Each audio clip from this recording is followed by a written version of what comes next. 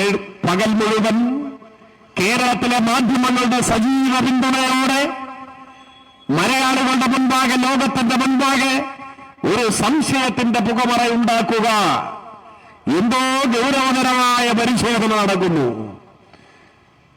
എന്തോ ഗൗരവതരമായ കേസുകൾ വരാനിരിക്കുന്നു, വലിയ എന്തൊക്കെയോ അന്യായമായ കാര്യങ്ങൾ, തട്ടിപ്പുകൾ നടന്നു, ഈ പ്രതീതി സൃഷ്ടിക്കുക.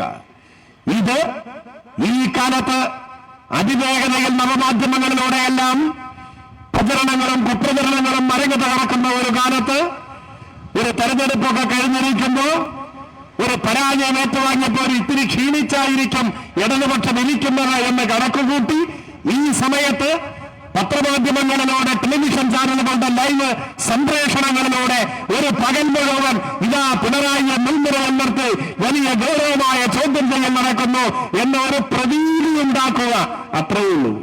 അപ്പൊ അങ്ങ് പേടിച്ചു പോകും, ഇടതുപക്ഷക്കാരൊക്കെ ക്ഷീണിച്ചു പോകുമെന്നാണ് കരുതിയത്.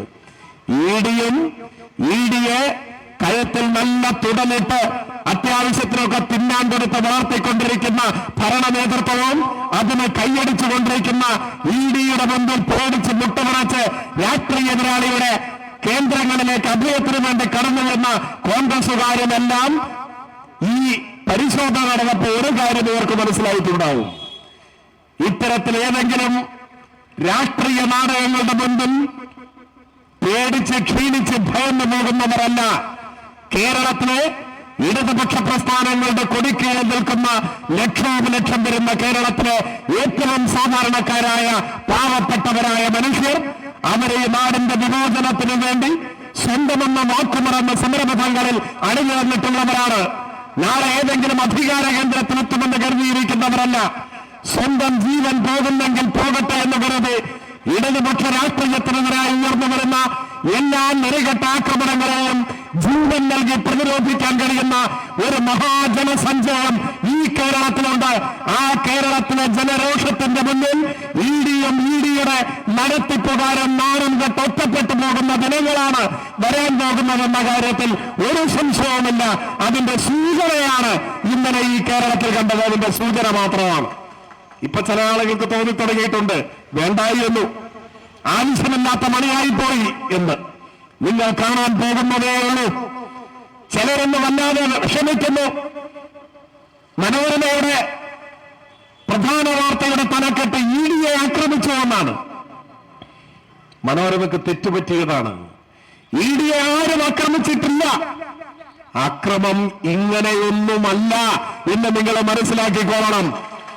ഇവർ അക്രമമേ അല്ല.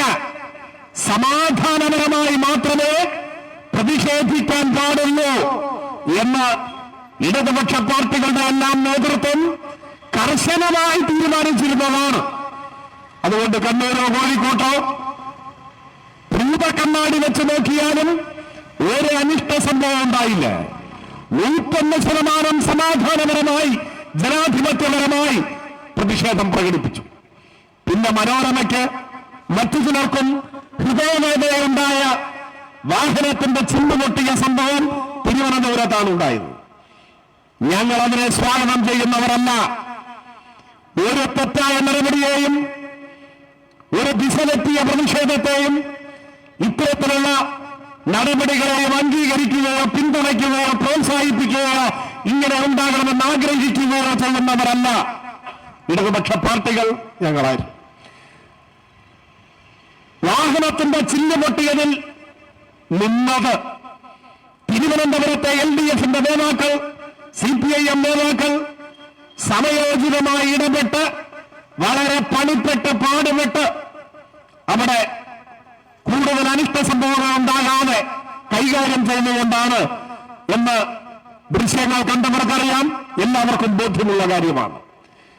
പൂർണ്ണമായും സമാധാനപരമായിരിക്കണം പ്രതിഷേധം എന്ന തീരുമാനത്തിന്റെ അടിസ്ഥാനത്തിലാണെങ്കിലും അണപൊട്ടിയേതും ഒഴുകിയെത്തുന്ന വലിയൊരു ജനസഞ്ചയം ഒരു നെറികേടിനെതിരെ രാഷ്ട്രീയ പകയോടുകൂടിയുള്ള തീർത്തും നിയമവിരുദ്ധമായ വേട്ടയാടലിനെതിരെ അങ്ങേയറ്റം വൈകാരികമായി പ്രതികരിക്കുന്ന ഒരു ജനസഞ്ചയത്തിനിടയിലേക്ക് ഇത്തരത്തിലുള്ള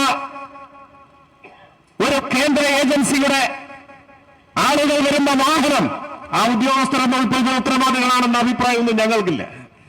വരുമ്പോ ഉണ്ടാവുന്ന പൊടുന്നനെ ഉണ്ടാവുന്ന ആർക്കും നിയന്ത്രിക്കാനാവാത്ത ഒരു ചെറിയ പ്രതികരണമാണ് അവിടെ ഉണ്ടായത്. ഞങ്ങൾ പറഞ്ഞു, ഞങ്ങൾ അതിനൊന്നും സ്വാഗതം ചെയ്യുന്നവരല്ല. പക്ഷെ അത് കാണുമ്പോഴേക്ക് ആക്രമിച്ചു എന്നൊന്നും വലിയ വായിൽ പറയരുത്.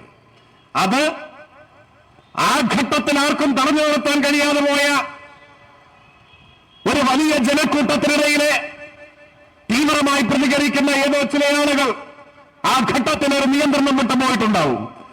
അതുണ്ടാവാൻ പാടില്ലെന്ന് പറഞ്ഞാൽ ഞങ്ങൾ സ്വാഗതം ചെയ്യാം. അതിനൊന്നും ഞങ്ങൾക്ക് മടിയില്ല. പക്ഷേ അതാണ് ഈ ഇന്നലെ നടന്ന പ്രതിഷേധത്തിന്റെ ആകെ തുക എന്ന് വിലയിരുത്തിയാൽ നിയമവിരുദ്ധമായി രാഷ്ട്രീയ പകയോടെ ആർക്കും ന്യായീകരിക്കാനാവാത്ത ഒരു ചെയ്തിക്ക് ചൂട്ടുപിടിക്കുന്ന ഇഡിയുടെ രാഷ്ട്രീയ വേട്ടയ്ക്ക് ഒപ്പം നിന്ന് പ്രോത്സാഹിപ്പിക്കുന്ന ഏറ്റവും തരം താഴ്ന്ന ഒരു പ്രവർത്തനത്തെ മാധ്യമ പ്രവർത്തനം എന്ന് പേരിട്ട് വിളിക്കുന്നതായി പോകും എന്ന് മാത്രമേ ഞങ്ങൾക്ക് പറയാനുള്ളൂ.